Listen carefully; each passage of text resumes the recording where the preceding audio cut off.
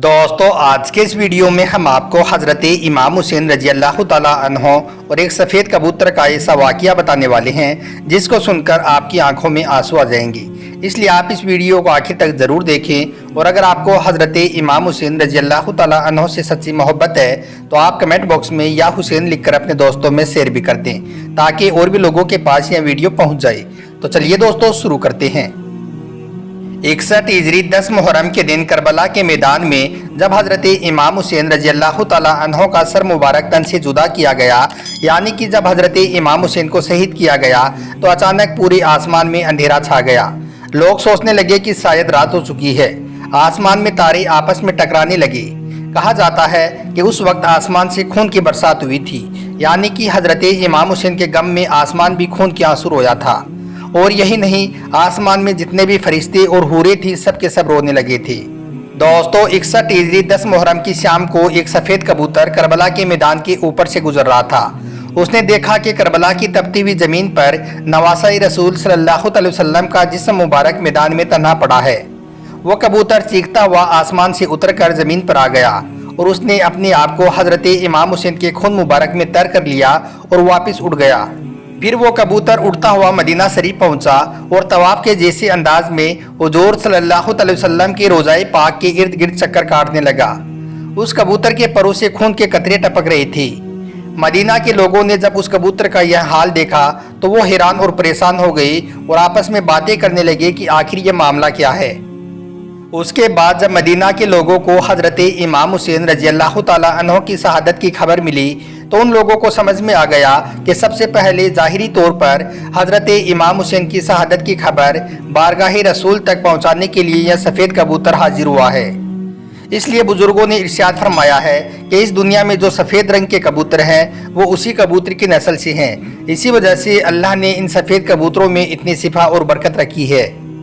दोस्तों तारीख में लिखा है कि मदीना से बाहर एक गाँव में सियाल नाम का एक यहूदी रहता था जिसके एक लड़की थी जो ज़ाहिरी शक्ल सूरत में बहुत अच्छी थी, मगर उसको अचानक गोहर का मरज हो गया जिससे उसके दोनों हाथ और पैरों ने काम करना बंद कर दिया, यानी कि वो हाथ और पैरों से माजूर हो गई और साथ में उसको दिखना भी बंद हो गया, यानी कि वो नाबीना हो गई। उस लड़की की यह हालत देखकर उस यहूदी के मोहल्ले और पड़ोस के लोग उस लड़की को शदीद नफरत की निगाहों से देखने लगे। जब उस यहूदी ने देखा कि सब लोग उसकी बेटी को नफरत की निगाहों से देखने लगे हैं तो वो यहूदी अपनी उस बेटी को लेकर अपने गांव से निकल गया और दूर जाकर एक बाग में रहने लग गया। अब वो यहूदी दिन भर शहर में काम करता और शाम होते ही उस बाग में अपनी लड़की के पास आ जाता था। एक दिन इत्तेफाक से ऐसा हुआ कि वो यहूदी अपने काम में इतना ज़्यादा मशगूल हो गया था कि वो शाम को बाग में अपनी लड़की के पास नहीं आ सका। जब उस नाबिना लड़की का बाप उसके पास नहीं पहुंचा तो वो बहुत घबरा गई और गिरते पड़ते वो लड़की एक दरख्त के नीचे पहुंच गई और रोने लगी। उस लड़की ने ऐसे ही करके उस दरख्त के नीचे पूरी रात गुजार दी। जब सुबह हुई तो उस लड़की ने देखा कि उसके करीब ही एक दूसरे दरख्त के ऊपर से एक परिंदे की चीख भरी आवाज़ आ रही है। उस आवाज़ में इतना ज़्यादा दर्द था कि वो लड़की अपने आप को रोक नहीं पाई और घसीटते पड़ते हुए उस दरख्त तक पहुँच गई। हालांकि वो लड़की नाबिना थी, देख नहीं सकती थी, लेकिन फिर भी उसने अपने सर को ऊपर उठाकर उस रोने वाले परिंदे की जानिब देखने लगी। वो लड़की उस कबूतर की जानिब देख ही रही थी कि इतने में उस कबूतर के पर से खून का एक गर्म कतरा उस लड़की की दाहिनी आंख में आकर गिर गया। उस खून का गिरना था कि उसकी बरकत से उस लड़की की वो आंख रोशन हो गई, यानी कि वो लड़की उस आंख से देखने लगी। फिर खून का एक और कतरा उसकी दाहिनी आंख में आकर गिर गया। उस खून की बरकत से उसकी वो दूसरी आंख भी रोशन हो गई। यह देखकर वो लड़की बहुत हैरान हुई और वो उस दरख्त के ऊपर फिर से देखने लगी। उसने देखा कि उस दरख्त के ऊपर खून से सना हुआ एक सफ़ेद कबूतर बैठा हुआ है।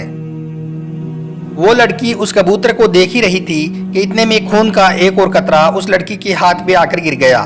उसकी बरकत से उसका वो हाथ भी बिल्कुल ठीक हो गया। यह देखकर लड़की ने अपना दूसरा हाथ भी आगे बढ़ा दिया। फिर उस पर भी खून का एक और कतरा आकर टपक गया, जिससे उसका दूसरा हाथ भी सही सलामत हो गया। इसके बाद लड़की ने खून के चंद कतरों को लेकर अपने पूरे बदन पर मल लिया। इससे वो लड़की पूरी तरह से सेहतयाब हो गई। अब वो लड़की इस तरह से हो गई थी जैसे कि उसको कभी कोई मर्ज था ही नहीं। उसके बाद वो लड़की खुशी खुशी उठी और अपने बाप की तलाश में निकल गई। अभी वो लड़की उस बाग से बाहर निकल ही रही थी कि इतने में वो यहूदी सामने से आता हुआ दिखाई दिया। वो यहूदी उस लड़की के पास आ गया, मगर वो अपनी इस बेटी को पहचान ना सका। यहूदी इस लड़की को अजनबी समझकर पूछने लगा कि ये लड़की तू कौन है और इस बाग में क्या कर रही है? मैं अपनी एक बेटी को इस बाग में छोड़कर गया था, क्या तुझे उसका कुछ हाल मालूम है? मेरी वो बेटी कहाँ गई है? क्योंकि इस बाग में जिस जगह पर मैं उसको छोड़कर गया था वो वहाँ पर नजर नहीं आ रही है। लड़की यह सुनकर खुशी से रोने लगी और कहने लगी, बाबा क्या आपने मुझे नहीं पहचाना? मैं ही आपकी वो अपाहिज लड़की हूँ जिसको आप इस बाग में छोड़कर गई थी। यहूदी यह सुनकर बहुत हैरान हुआ और उसको इस बात की इतनी ज़्यादा खुशी हुई कि वो वहीं पर बेहोश हो गया। कुछ देर के बाद जब उस यहूदी को होश आया तो उस लड़की ने अपने बाप से सारा वाक़या बयान कर दिया और अपने बाप को यानी कि उस यहूदी को उस दरख्त के नीचे ले आई जिसके ऊपर वो सफ़ेद कबूतर इमाम हुसैन के खून से सना हुआ बैठा था। वो कबूतर अभी भी उस दरख्त पर बैठा हुआ वैसे ही दर्दनाक आवाज़ निकाल रहा था। यहूदी ने उस कबूतर की जानिब मुखातिब होकर कहा, ए मुबारक परिंदे, तेरी इस दर्दनाक आवाज़ के पीछे की वजह क्या है और तेरे परों से टपकने वाला यह मुबारक खून किसका है जिसमें अल्लाह ने इतनी बरकत रखी है? उस परिंदे का इतना सुनना था कि अल्लाह ने उस परिंदे को इतनी कुव्वत अता कर दी और वो हुक्म इलाही से कलाम करने लगा और कहने लगा, ए यहूदी, हम परिंदों का एक काफिला फला जंगल में बैठा हुआ था। हमारा ये मामूर था कि हम सुबह अपने घोंसलों से निकलकर दाना पानी की तलाश में निकल जाते थे और दाना पानी हासिल करने के बाद शाम को वापस अपने घोंसलों में आ जाते थे। एक शाम को हमारा काफिला वापस अपने घोंसलों में लौट रहा था कि इतने में हमने एक निदा सुनी कि नवासाई रसूल सल्लल्लाहु अलैहि वसल्लम को करबला की तपती हुई ज़मीन पर शहीद कर दिया गया है और उनका सर मुबारक कलम करके जालिम अपने साथ ले गई हैं और आपका जिस्म मुबारक करबला के मैदान में तन्हा पड़ा हुआ है। और आवाज़ आई कि ए परिंदो, तुम अपने घोंसलों में आराम करने जा रही हो। यह निदा सुनकर हम तमाम परिंदे करबला के मैदान की तरफ रवाना हो गई। जिस वक्त हम वहां पर पहुंचे तो हमने देखा कि उस वक्त भी हजरत इमाम हुसैन के जिस्म मुबारक से ताज़ा खून निकलना जारी है। यह कैफियत देखकर हम सारे परिंदे इमाम हुसैन के गम में चीखने और चिल्लाने लगी। मुझसे यह देखा नहीं गया और मैंने अपने आप को इमाम हुसैन के बहने वाले खून में गिरा दिया। अपने चेहरे और मुबारक बालों को आपके मुबारक खून से तर कर लिया और वहां से उड़कर मैं यहाँ आ गया। वो सफ़ेद कबूतर कहने लगा, ये उसी मुबारक खून के कतरे हैं जो मेरी परों से टपक रहे हैं और इस खून के मुबारक कतरे जहाँ जहाँ भी टपकते हैं वहाँ वहाँ इन कतरों की बरकत से शऊर पैदा हो रहा है।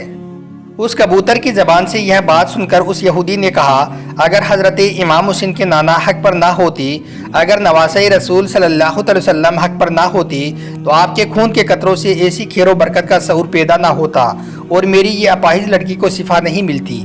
उसके बाद में वो यहूदी अपनी उस बेटी के साथ में वहीं पर कलमा पढ़ लिया और मुसलमान बन गया। और फिर जब भी कभी कोई उससे इस्लाम कबूल करने की वजह पूछता तो वो इस वाक़ये को पूरी तफसील के साथ बयान करता। अल्लाहु अकबर।